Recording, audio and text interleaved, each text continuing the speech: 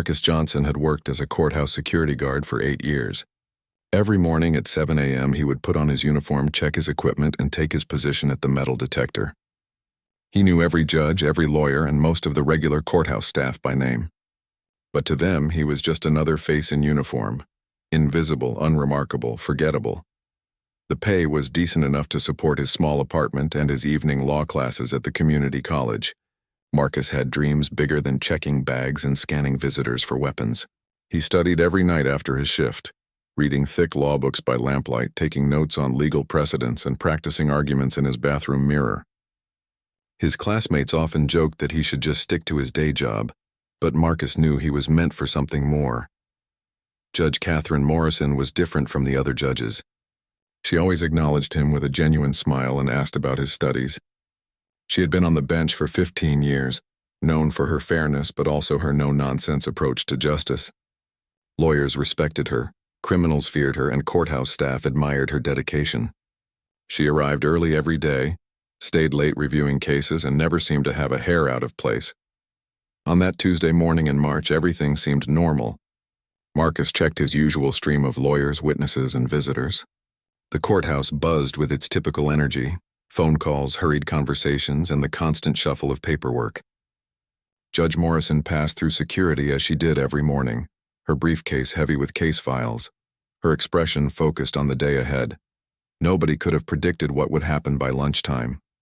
Nobody could have imagined that by evening, Judge Morrison would be sitting in a jail cell, and Marcus would be the only person willing to believe in her innocence. The accusation came without warning: embezzlement, accepting bribes, and corruption charges that would destroy her career and send her to prison for decades. The FBI arrived at noon with search warrants and handcuffs. Marcus watched in shock as they escorted Judge Morrison out of her chambers in shackles. The same woman who had dispensed justice for 15 years was now facing the very system she had served. Her colleagues turned away, the media swarmed like vultures, and the legal community quickly distanced themselves from the scandal. That evening, Marcus couldn't focus on his studies. He kept thinking about Judge Morrison's shocked face, her quiet dignity even in handcuffs, and how quickly everyone had abandoned her. Something didn't feel right about the whole situation. The charges seemed too convenient, too perfectly timed, and the evidence too neatly packaged. His instincts told him there was more to this story than what the FBI was claiming. The next morning, the courthouse felt different. Whispers followed Marcus wherever he walked. News vans lined the street outside, reporters shouted questions at anyone entering the building, and the entire legal community was in shock. Judge Morrison's name was plastered across every newspaper and news channel, painted as a corrupt official who had betrayed the public trust. Marcus read every article he could find about the case. The FBI claimed they had bank records showing unexplained deposits into Judge Morrison's accounts. They had testimony from criminals claiming they had paid her for favorable sentences. They had documents allegedly in her handwriting promising reduced sentences in exchange for money. On paper, it looked airtight, but Marcus remembered something that bothered him. 3 weeks ago, Judge Morrison had mentioned feeling like someone was watching her. She had asked him to walk her to her car after work because she felt uneasy. At the time, Marcus thought she was just being cautious, but now he wondered if someone had been planning this setup all along. During his lunch break, Marcus drove to the county jail to visit Judge Morrison. The sight of her in an orange jumpsuit behind bulletproof glass broke his heart. She looked exhausted, defeated, and older than her 52 years. When she saw him, tears filled her eyes, not because she was guilty, but because someone actually cared enough to visit. Judge Morrison explained her side of the story. The bank deposits were from her mother's estate, which she had been settling for months. The criminals claiming she took bribes were all connected to cases where she had given them maximum sentences. They had every reason to lie. The documents with her handwriting were forgeries, though sophisticated ones. She had been set up by someone with access to her personal information in legal cases. Marcus asked the question that had been bothering him since the arrest.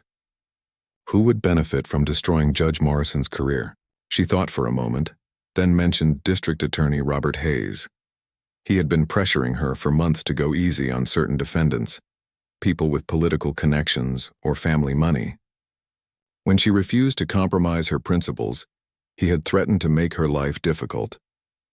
The more Marcus learned, the more convinced he became that Judge Morrison was innocent. But convincing anyone else would be nearly impossible. She had been assigned a public defender who seemed more interested in negotiating a plea deal than fighting the charges. The legal community had already written her off as guilty. The media had convicted her in the court of public opinion before she even had a trial. That night, Marcus made a decision that would change his life forever. He couldn't just stand by and watch an innocent woman go to prison while the real criminals walked free. He had been studying law for 3 years, but he wasn't a lawyer yet. He had no experience with criminal defense, no connections in the legal community, and no resources to fight the FBI. But he had something more important.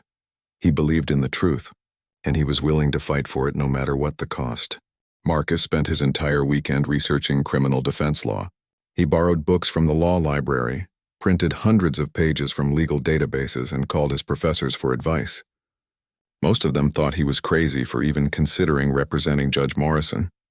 They reminded him that he wasn't even a lawyer yet, just a student who was still 2 years away from graduation. But Marcus had found a loophole. In their state, a defendant could choose anyone to represent them in court, as long as that person was studying law or had legal knowledge. It was rarely used because most people wanted experienced attorneys, but it was legal. Judge Morrison could fire her public defender and ask Marcus to represent her if she wanted to take the risk. On Monday morning, Marcus requested a meeting with Judge Morrison's current attorney, David Walsh. Walsh was a tired-looking man in his 60s who handled dozens of cases at once. When Marcus explained his theory about the setup and his desire to help, Walsh laughed bitterly. He had 30 years of experience and had seen hundreds of guilty defendants claim they were framed. In his opinion, Judge Morrison should take the plea deal and serve 5 years instead of risking a trial that could result in 20 years in prison. Marcus realized that Walsh had already given up on the case before it started. He wasn't investigating the claims of innocence or challenging the FBI's evidence. He was just going through the motions until he could negotiate a settlement. Judge Morrison deserved better than a lawyer who didn't believe in her innocence or fight for her freedom. That afternoon, Marcus visited Judge Morrison again and explained his plan. She could fire Walsh and ask the court to allow Marcus to represent her. It was risky because Marcus had never handled a criminal case before, but it might be her only chance for someone who truly believed she was innocent and would fight with everything he had. Judge Morrison was quiet for a long time before responding. She knew that accepting Marcus as her lawyer would probably end his dreams of becoming an attorney. If he lost the case, his reputation would be destroyed before his career even started. No law firm would hire someone who had failed to defend a high-profile corruption case, but she also knew that Walsh was planning to pressure her into a guilty plea for crimes she didn't commit. The decision was made. When Judge Morrison looked into Marcus's eyes and saw something she hadn't seen in weeks, hope. She agreed to fire Walsh and petition the court to allow Marcus to represent her. It would be the biggest gamble of both their lives, but sometimes the biggest risks led to the most important victories. The next day, Marcus walked into the courthouse not as a security guard but as a legal representative. The same lawyers who had ignored him for years now stared in disbelief. The media treated it as a publicity stunt, a desperate judge hiring an unqualified guard to represent her. The prosecutor's office was confident that they would easily defeat an amateur in court. But Marcus had advantages that nobody expected. He knew the courthouse better than any lawyer. He had observed hundreds of trials and understood how judges thought and juries reacted. Most importantly, he had something that many experienced attorneys lacked: absolute belief in his client's innocence and the determination to prove it no matter how long it took. Marcus's first challenge came sooner than expected. The prosecution filed a motion to prevent him from representing Judge Morrison, arguing that he wasn't qualified to handle such a complex case. They claimed it would be unfair to the defendant and a waste of the court's time. Marcus had 48 hours to prepare his response and convince a judge that he deserved the chance to defend his client. He worked through 2 straight nights, researching every legal precedent about defendants' rights to choose their own representation. He found cases dating back to the founding of the country, where non-lawyers had successfully defended clients in court. He prepared a 15-page brief explaining why Judge Morrison had the constitutional right to choose her own defender. Regardless of his experience level, on Thursday morning, Marcus stood before Judge Robert Chen to argue for the right to represent Judge Morrison. The prosecution was represented by Assistant District Attorney Sarah Williams, a sharp woman with 10 years of experience, who clearly viewed Marcus as an obstacle to an easy conviction. She argued that allowing an untrained guard to handle a federal corruption case would be like letting a medical student perform brain surgery. Marcus felt his heart pounding as he approached the podium. This was his first time arguing in front of a judge, and the courtroom was packed with reporters, lawyers, and curious observers. He took a deep breath and began speaking in a clear, confident voice that surprised even himself. He explained that every defendant had the right to choose their representation, and that Judge Morrison was making an informed decision to trust him with her defense. More importantly, Marcus argued that Judge Morrison's case wasn't just about legal technicalities, it was about finding the truth. He pointed out that her previous attorney was planning to accept a plea deal without fully investigating the evidence. Judge Morrison deserved a defender who would examine every piece of evidence, interview every witness, and challenge every assumption the prosecution had made. Judge Chen listened carefully to both arguments before making his decision. He acknowledged that allowing Marcus to represent Judge Morrison was unusual and potentially risky. However, he also recognized that defendants had the constitutional right to choose their own representation, even if that choice seemed unwise to others. He granted Marcus permission to represent Judge Morrison, with the condition that an experienced attorney would be available to consult on legal procedures. The courtroom erupted in whispers and shocked conversations. Reporters rushed out to file their stories about the security guard who had convinced a judge to let him defend a corruption case. Legal experts on television called it everything from inspiring to insane, but Marcus didn't care about their opinions. He had won his first legal victory and earned the right to fight for Judge Morrison's freedom. That evening, Marcus met with his new consulting attorney, Elizabeth Harper. She was a retired criminal defense lawyer in her 70s who had agreed to help guide him through the legal procedures. She warned him that the prosecution would be ruthless and that he was walking into the biggest challenge of his life. But she also admitted that she admired his courage and his commitment to seeking justice rather than just negotiating settlements. Over the next week, Marcus threw himself into preparing for trial with an intensity that amazed everyone who knew him. He quit his security guard job to focus full-time on the case. He spent 18 hours a day reviewing evidence, interviewing witnesses, and learning everything he could about federal corruption law. His small apartment became a war room filled with legal documents, case files, and charts, mapping out the prosecution's timeline. Marcus's investigation began to uncover disturbing patterns that the FBI had either missed or ignored. He discovered that all three criminals who claimed Judge Morrison had accepted bribes were represented by the same attorney, a man named Thomas Gray who had close ties to District Attorney Hayes. These weren't random accusations from different sources, but coordinated testimony from connected defendants. Digging deeper into the bank records, Marcus found something interesting. The deposits that the FBI claimed were bribes had occurred on specific dates that corresponded with Judge Morrison's mother's estate settlements.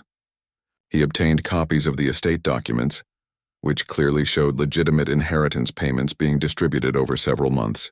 The timing wasn't suspicious. It was standard procedure for settling a complex estate. The handwriting analysis presented another puzzle. Marcus hired his own expert to examine the documents allegedly written by Judge Morrison. The expert confirmed that while the handwriting looked similar, there were subtle differences in pressure, spacing, and letter formation that suggested forgery. Someone had carefully studied Judge Morrison's writing and created very convincing replicas, but they weren't perfect. Marcus also discovered that District Attorney Hayes had been under investigation by the State Ethics Board for his own questionable practices. Hayes had been accused of pressuring judges to give lighter sentences to politically connected defendants. Judge Morrison had been one of the few judges who consistently refused his requests, which gave Hayes a clear motive for wanting her removed from the bench. The most shocking discovery came when Marcus interviewed Judge Morrison's secretary, Linda Martinez. Linda had worked for Judge Morrison for 8 years and knew her daily routines better than anyone. She revealed that in the weeks before the arrest, someone had been calling the office claiming to be from various government agencies, asking for information about Judge Morrison's schedule, financial arrangements, and personal details. Linda had thought the calls were legitimate at the time, but now she realized someone had been gathering intelligence to build their case against Judge Morrison. She also remembered seeing unfamiliar people in the courthouse hallways near Judge Morrison's chambers. People who claimed to be conducting routine maintenance but seemed more interested in observing than working. Marcus presented all of this evidence to Elizabeth Harper, who was impressed by his thoroughness, but worried about his inexperience in presenting complex evidence to a jury. She helped him organize his findings into a coherent defense strategy that would systematically destroy each piece of the prosecution's case while building an alternative narrative about who was really behind the corruption. The prosecution wasn't sitting idle during Marcus's investigation.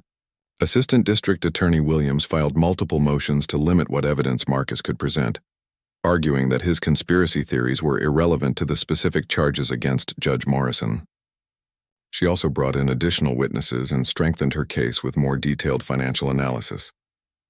Williams was confident that regardless of Marcus's preparation, his inexperience would show during the actual trial. She planned to overwhelm him with legal objections, complex procedures, and aggressive cross-examination techniques that would expose his amateur status to the jury. She believed that once the jury saw how unprepared Marcus was to handle a serious criminal case, they would discount his entire defense. But Marcus had one advantage that Williams hadn't considered. During his 8 years as a security guard, he had watched hundreds of trials and observed what made some lawyers effective while others failed to connect with juries. He had seen experienced attorneys lose cases because they talked down to jurors or presented evidence in confusing ways. He had also seen passionate advocates win difficult cases by speaking directly to the jury's sense of justice and fairness. As the trial date approached, Marcus felt the weight of responsibility on his shoulders. Judge Morrison's freedom, reputation, and entire future depended on his ability to convince 12 strangers that she had been framed by people who wanted to destroy her career.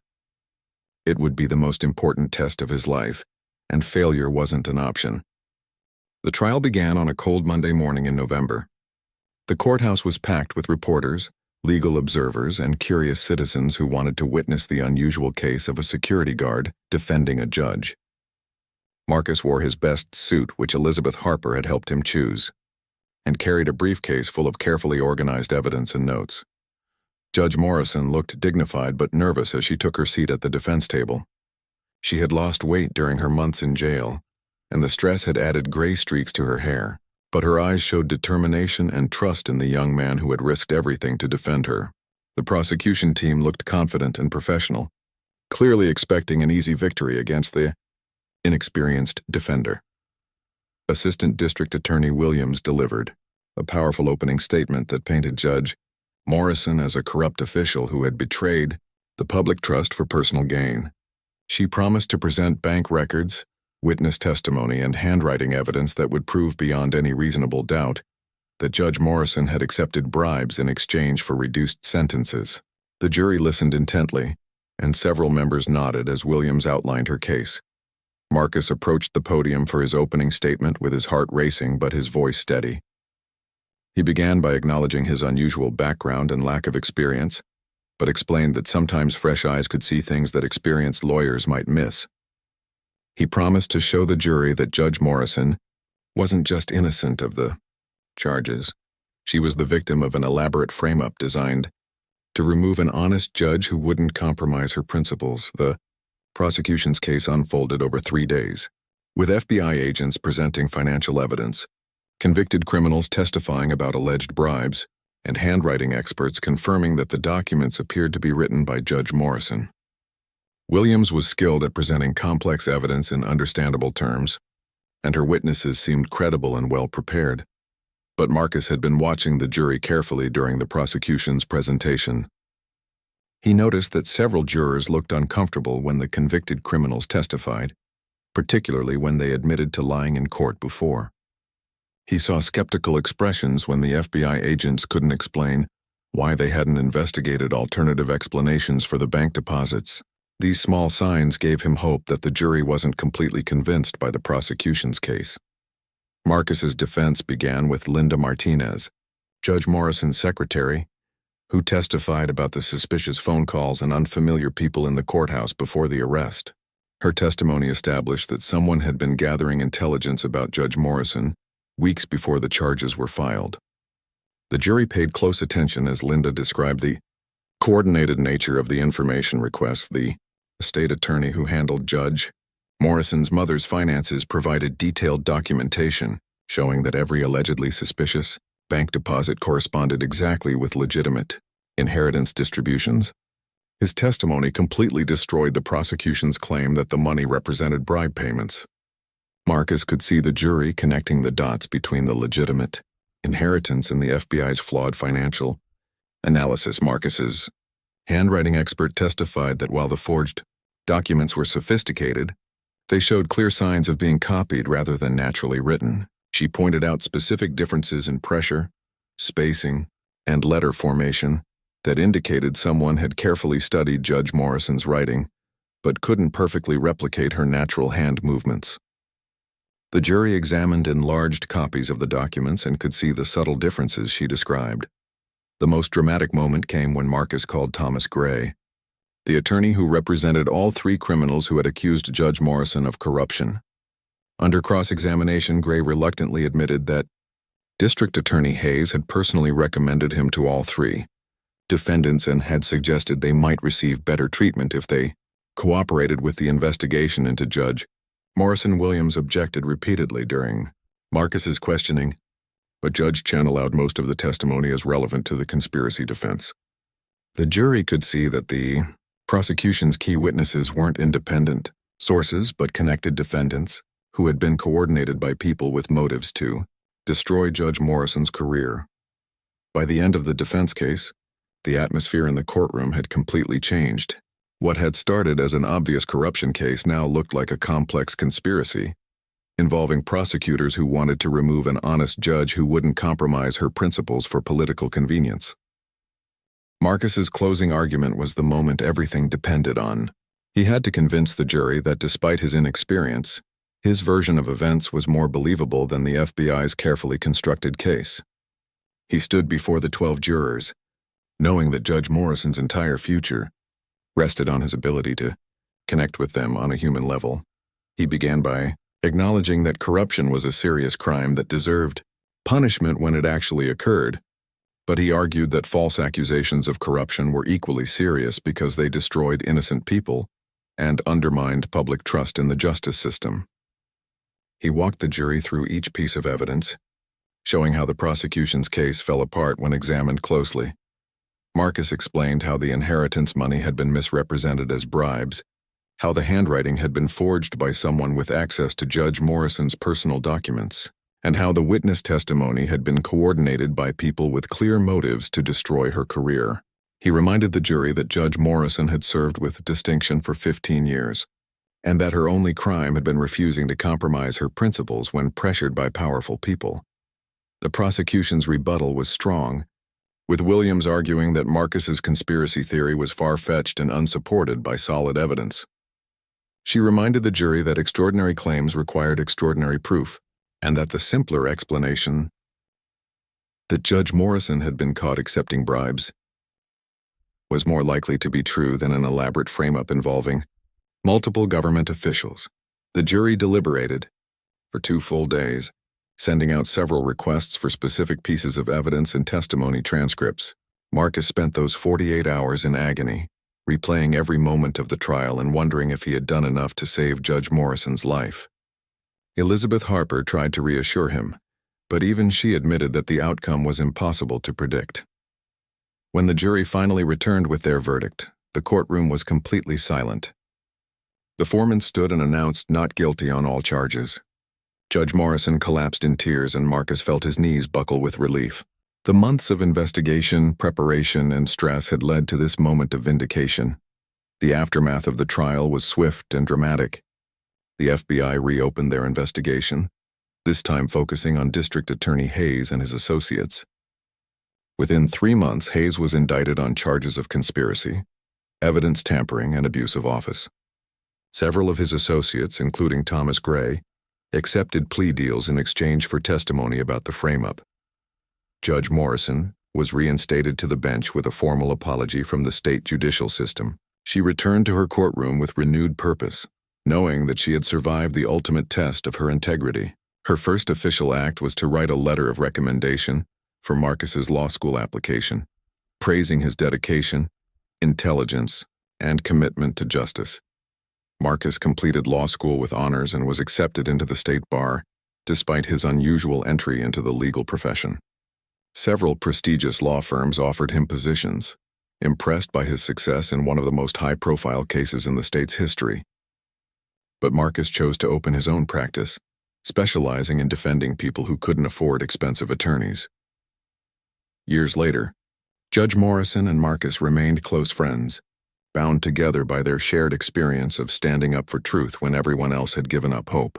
Marcus often reflected on how a simple decision to believe in someone's innocence had changed both their lives forever. He had started as just a security guard, but he had discovered that sometimes the most important battles are fought by ordinary people who refuse to accept injustice. The courthouse where it all began still bore no plaque or memorial marking the events that had transpired there, but everyone who worked there knew the story of the guard who became a lawyer and the judge who trusted him with her life. It became a reminder that justice isn't just about laws and procedures. It's about people having the courage to stand up for what's right, even when the odds seem impossible.